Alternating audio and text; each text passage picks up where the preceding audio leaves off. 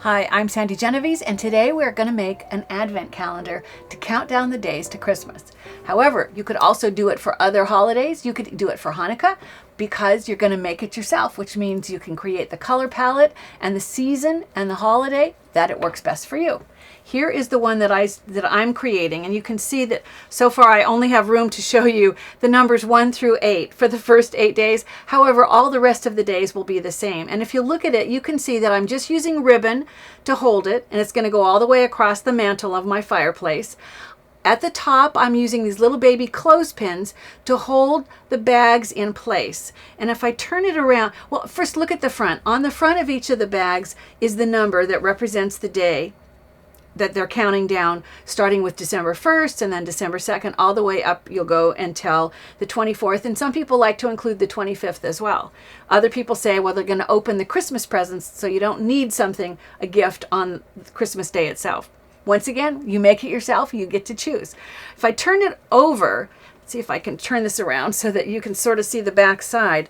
But the back side allows you to see in there, and you can see the gifts. All little fun things, pencil erasers, candy bars, stickers, keychains, some jewelry, just fun things. This will be for my two great nieces, Addison and Quincy. Now, I said that you want to start with the bag, and so I found multiple choices. I always love it when I get to choose.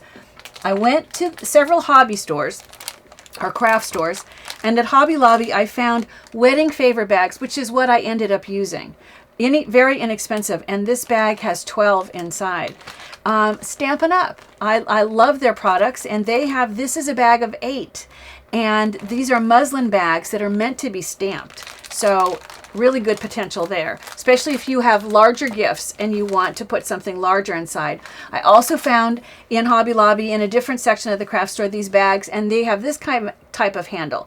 All of these are good options, just depending on where, how you want to hang them and how you want to use them, where you want to place them in your house. We're going to be looking at this. Now, initially I thought I was going to rubber stamp with paint right on the bag, but then I realized they were going to see all the gifts inside, and I didn't want to take away the surprise element. So I changed my plan and decided that I would decorate a paper insert that would slide into the bag. Now, there's multiple choices when you do that as well. Like I said, I used paint initially because I was intending to paint the bag, but you can go ahead and you can paint right on the paper that's going to slide inside. And if you look over here, you'll see that you want to just be sure that you pick paint that's meant for paper, craft paint, and then rubber stamps. These are foam stamps, and they're meant to be used with paint. They're nice, thick, chunky stamps. I die cut all kinds of numbers and then use paint with those. And then I just take and I use a sponge applicator to apply the paint to the foam, and then just like you're stamping with ink, only you're stamping with paint, but it makes the color vibrant.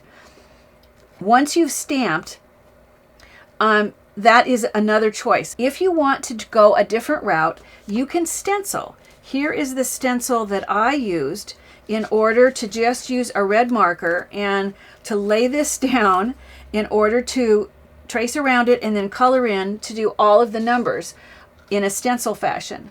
Now, the way that we're going to see today is with die cuts. And so here is one that's been die cut. And here you can see the die cut shapes. I used a Sizzix font. And the only thing that helped is that because these are so delicate, I found that it was easiest to actually run my paper through a Xyron machine first, so it's already adhesive. And I'm going to cut them out. I'll cut them out. In fact, here they are. Here's the number 1, and here's the number 2. I find it works best to do the fattest number first. So I'm going to turn this over, and all I have to do is peel off the backing. It's so handy when it's already self-adhesive. It just feels like a gift. And then I'll go ahead and position this. It seems easier to me to do this with the fatter number first. Then go back, peel the backing off of the number 1 in order to create this, the rest for the number to create the 12.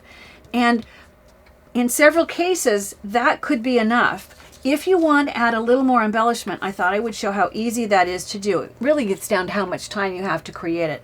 You can do special embellishments just on special days, or you can make every day more embellished. It's up to you. I've gone ahead and I've taken the leaf punch and I've used it to punch out just a couple leaves. And I've mentioned this before, if you're going to put adhesive on the back, this is just a Post-it note. So the sticky part is here at the top. So I've laid them down on the sticky part. It will hold it in place long enough for me to go back and run my adhesive runner right over the top. Now I can peel the backing off, attach this to the paper, and I think in this case I want to pull this up and stick this right underneath. And then notice on this one I also have some berries for the holly or some design here. When I want to do small punches like that, I find that it's easiest to add adhesive. This isn't a great tip if you're using big punches, you know, like 1/4 inch. It tends to want to gum up the punch. But when you're using a small baby punch like this, it's going to punch these 3 little holes. Putting adhesive on the paper first and then punching it out and putting my finger there, look, there it is, already stuck just to my finger. So all I have to do at this point is just peel it off, and I'll just use my tweezers, which is how I do it even when I'm not worried about my fingers getting in your way, and go ahead and attach it in order to create the pattern there. You can continue to create as much embellishment as you want. The size of the square is once again going to be based on the size of the bag you choose. You just want it to slide in easily enough so that when you pull these, it will still stay intact, but it's meant to conceal whatever special little things you're going to put behind. So once you have the inside completed, you have to come up with a way to put this on the ribbon. Now all I did was just take the ribbon, and I'll do it on this end, is I just slid it onto the ribbon, but I discovered that they want to all slide together. So I needed to come up with a way that would let me put these in place and then have them stay in place. And the way that I did that was with clothespins. If you look down here, I found lots of clothespins, actually in multiple colors and multiple sizes.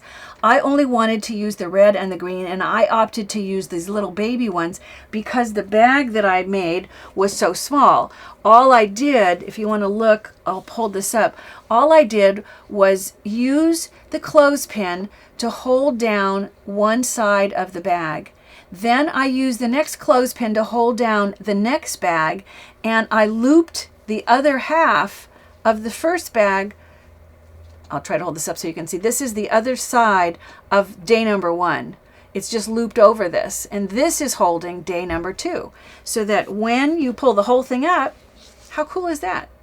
And if you use the bigger bags, I discovered that there's even larger clothespins. This one was just the natural color to start with, and I used washi tape to cover over the top and the bottom so that it looks festive. If you're using the larger bags, you could use a larger clothespin. You know, this is a really fun way to count down the days till Christmas.